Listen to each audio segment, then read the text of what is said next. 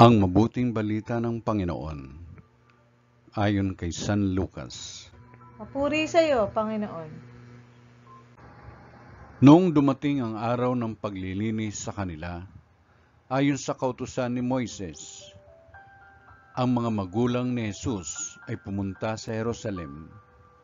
Dala nila ang sanggol upang iharap sa Panginoon, sapagkat ayon sa kautusan, ang bawat panganay na lalaki ay nakatalaga sa Panginoon. At naghandog sila ayon sa inihingi ng kautusan ng Panginoon, mag-asawang bato-bato o dalawang inakay na kalapati. May isang tao noon sa Jerusalem, ang pangalay Simeon. Matapat at malapit sa Diyos ang lalaking ito, at naghihintay sa katubusan ng Israel. Sumasa kanya ang Espiritu Santo na nagpahayag sa kanya na hindi siya mamamatay hanggat hindi niya nakikita ang Mesiyas na ipinangako ng Panginoon.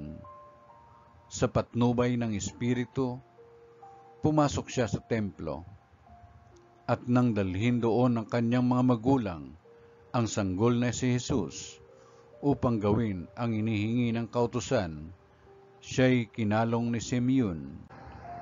Ito'y nagpuri sa Diyos na ang wika, "Kunin mo na, Panginoon, ang iyong abang alipin, ayon sa iyong pangako.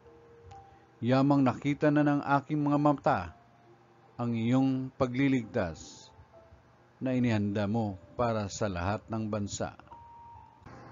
Liwanag itong tatanglaw sa mga hintil at magbibigay karangalan sa iyong bayang Israel." Namangha ang ama't ina ng sanggol dahil sa sinabi ni Simeon tungkol sa kanya.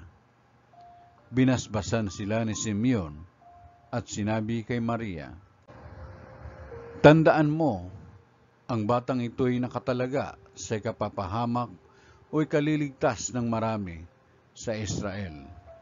Isang tanda mula sa Diyos, ngunit hahamakin ng marami, kaya't mahayag ang kanilang iniisip. Dahil dyan, ang puso mo'y para na ring tinarakan ng isang balaraw."